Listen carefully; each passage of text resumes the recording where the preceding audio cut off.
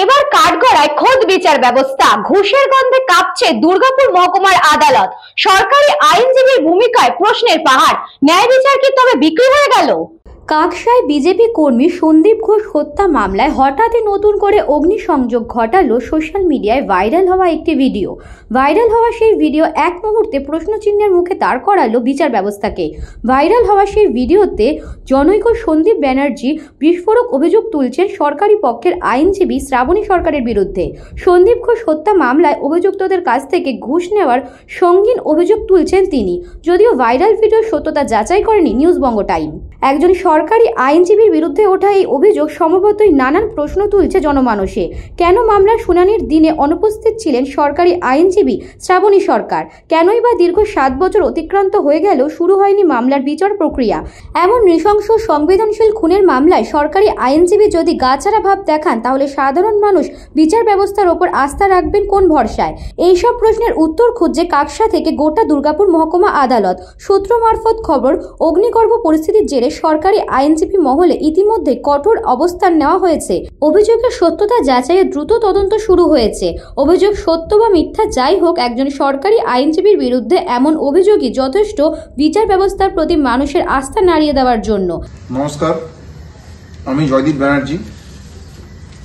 আপনারা জানেন 2018 সালে 9 ডিসেম্বর আমাদের উপরে শেখ সাইফুল, যিনি বালি, কয়লা, গরু পাচারের সাথে যুক্ত এবং বিভিন্ন মার্ডার কেসের সাথে যুক্ত, এবং জায়রুল মিদ্দা কাংলা, যিনি আকন্দারায় বাড়ি, শেখ হিরণ, এরা প্রাণঘাতী হামলা করে সরস্বতীগঞ্জের উপরে। সেখানে আপনারা জানেন সন্দীপ ঘোষ আমাদের সাথে যে ছিল ওখানেই শহীদ হয়। পরবর্তীতে আমরা মিশন হসপিটাল নিয়ে গেলে এখান থেকে মৃত বলে ঘোষণা করে।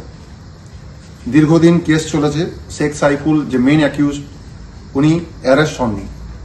ওনাকে পুলিশ লোমও পর্যন্ত ছুঁতে পারেনি। উনি তৃণমূল নেতার তৃণমূল শেল্টারে ছিলেন।